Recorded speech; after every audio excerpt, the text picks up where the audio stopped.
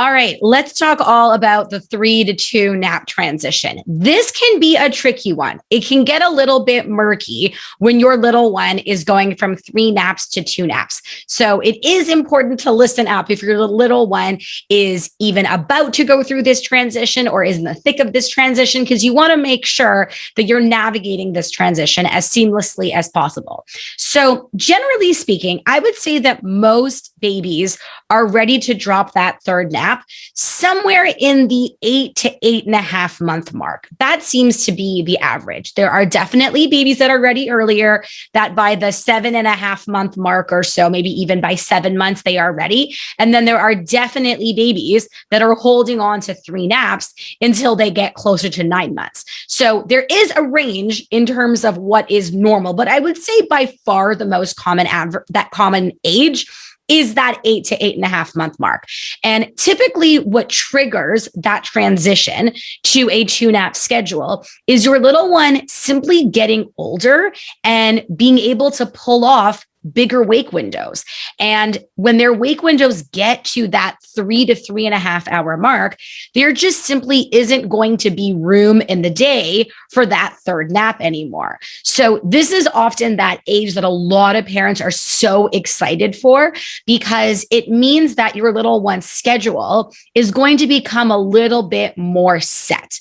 And when I say set, I don't mean that no matter what, your little one is napping at the exact same times every single day. It still needs to be taking into account wake windows. But what it means is that there are less moving parts to your little one's schedule. And so it's much easier to get much more consistency than you can get with that 3 nap schedule. Now, that's definitely the most common scenario that triggers the 3 to 2 nap transition, but there are definitely others. So another scenario that I see sometimes is that the baby, no matter what kind of changes you make to your daytime schedule for the earlier naps, your little one refuses to take that third nap. And I have seen that happen sometimes, that despite the tweaking that we make to the schedule, despite all the help that we might offer that baby to fall asleep for that third nap, despite all the various different timing changes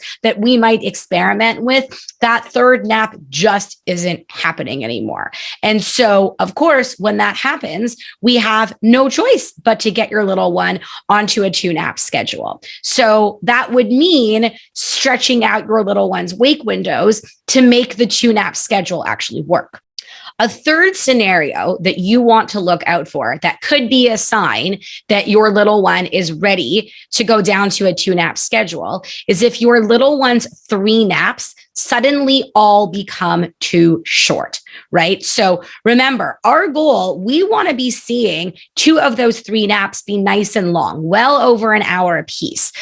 And if that's happening, and then suddenly your little one's naps have gotten short, and rather than getting a couple longer naps in the day, your little one's giving you, 3 tiny 30 or 45-minute cat naps, that actually might also be a sign that you need to be increasing their wake time and ultimately dropping that third nap.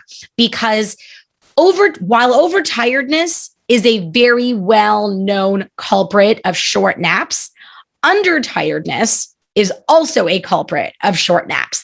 And so if your little one is just not up for periods of time that are long enough, it means that he's not going to build up enough sleep pressure for him to be able to sleep past that 30 or 45-minute mark, especially if that's what he was pulling off beforehand. And so if your little one's nice long naps has suddenly become short, take that as a very clear sign that your little one probably needs more wake time, and that might lead to the dropping of that third nap.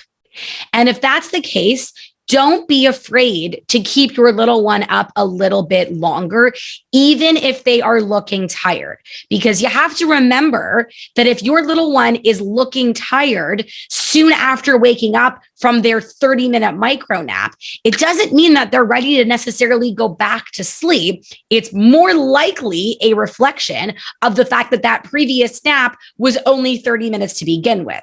And so to get you out of this cycle of chasing these micro naps all day long, sometimes what you really have to do is keep your baby up even a little bit longer, despite the fact that they might look tired. But I will say that for the most part, until your little one is able to pull off those 3 to 3.5 hour wake windows, specifically before the second nap and before bedtime, you're going to want to hold on to that third nap for a little bit longer until those wake windows get bigger. Because here's the thing. Here's specifically what you want to be avoiding. You want to be avoiding regularly getting your little one down for bedtime in the 6s if you can. And the reason for that is because if your little one is waking up for the day in the 7s, napping twice, and then is down for the night for 6 o'clock, that's going to set you up for a very long night, which can get you extra night wakings. The other possibility is that your little one might sleep 11 hours around the clock, but then that means that your little one's 6:30 bedtime could easily get you a 5:30 wake up and a completely well-rested baby. And for very obvious reasons, you don't want that. And so in that scenario, I would say don't be afraid of offering your little one a cat nap. I know that there is all this advice out there, on the internet that might say something along the lines of never nap your baby past 5 o'clock.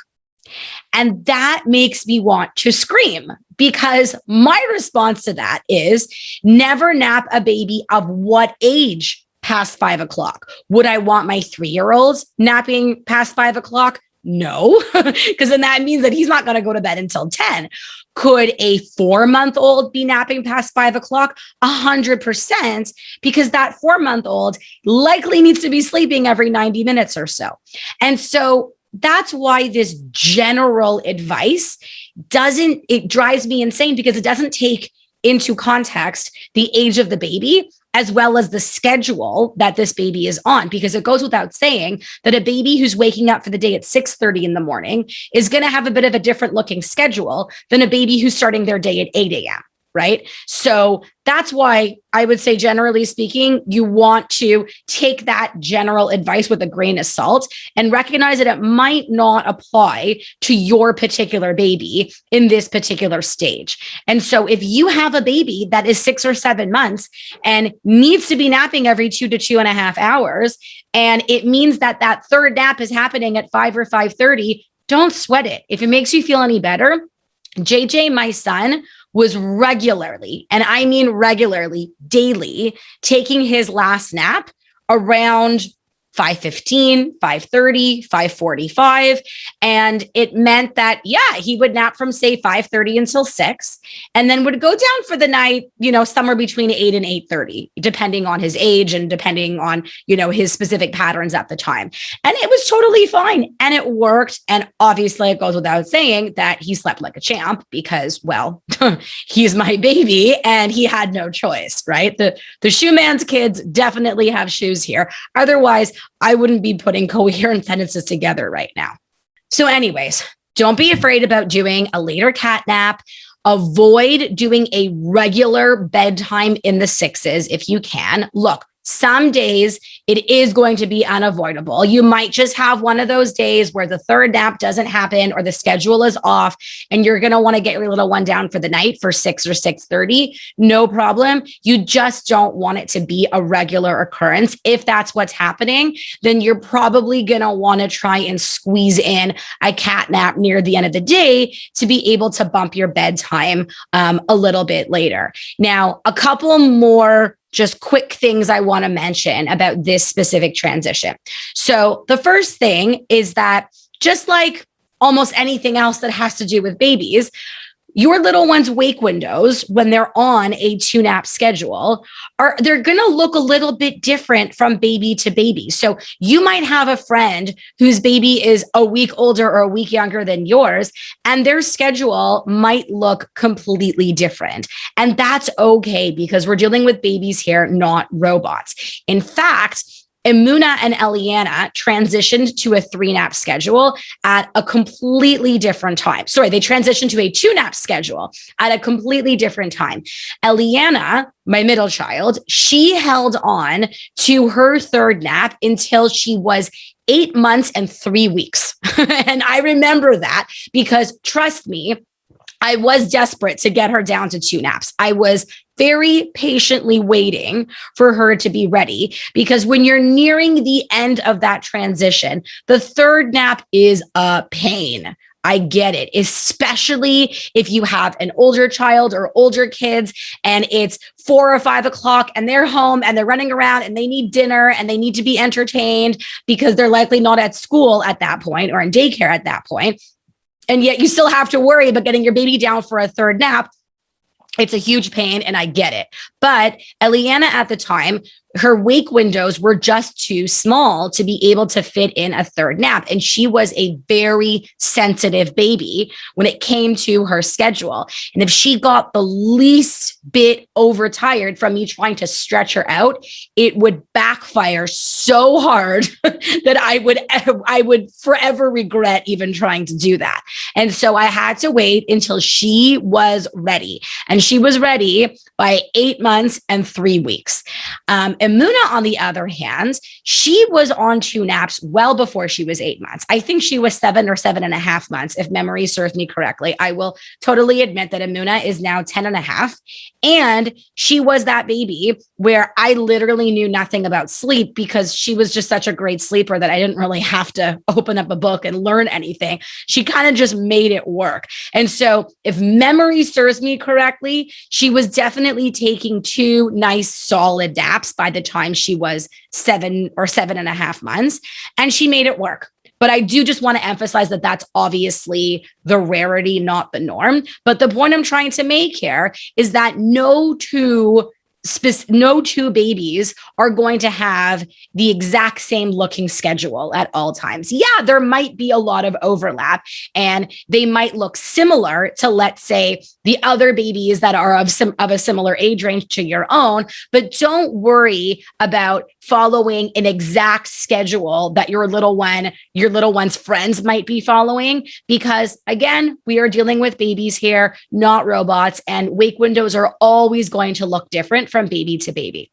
So that's the second last thing that I want to mention. The last thing that I want to mention about the 3 to 2 nap transition is that for this transition to go as smoothly as possible, your little one needs to be regularly giving you 2 solid 90+ minute naps in order for them to be able to get through the day without getting overtired. And the only way that they're going to be able to consistently do this the vast majority of the time is if they know how to fall asleep by themselves. If your little one needs help falling asleep, maybe they need to be rocked or fed or patted, then naturally it means that they are going to struggle to give you those consistently nice long naps that they are perfectly capable of giving you.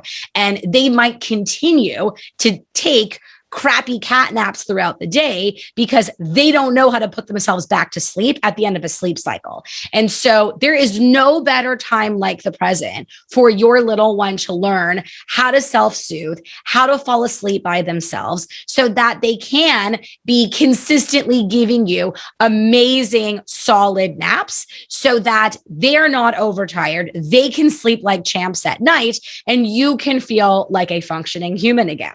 And so if you haven't checked out my free masterclass on how to get your little one consistently sleeping 11 to 12 hours at night so you can feel like a functioning human, please check it out in my show notes. Go and grab a spot. You can go and watch it when the time is convenient for you. It's going to take you through step by step exactly what you need to do to get your little one sleeping like a champ. So to sum up about the 3 to 2 nap transition, it's going to likely happen somewhere in the 8 to 8.5 month-ish mark, though it could happen a little bit earlier. It could happen a little bit later. It is usually triggered by your little one's wake windows just getting too big to fit in that 3rd nap, though sometimes it is triggered by your little one's naps just being too small or your little one refusing to take that 3rd cat nap at any time. But in the meantime, before your little one is ready for that 2 nap schedule, don't be afraid to add that third cat nap in near the end of the day. Ignore all that well-intentioned advice on Google telling you to avoid a cat nap past 5 o'clock. As I said, that's likely not going to be advice that is going to apply to your little one here. Either way, when your little one is ready for this transition, I find that it is the most exciting one because it means that your little one is ready for that more consistent schedule that you are likely craving. And you can finally say goodbye to that pain in the butt third cat nap that by the end of it is a really, really annoying nap to have to make sure it still happens. So I hope that this was helpful. And once again, check out my free masterclass that will teach you how to get your little one sleeping through the night like a champ. That is about it. Have a wonderful day, everyone.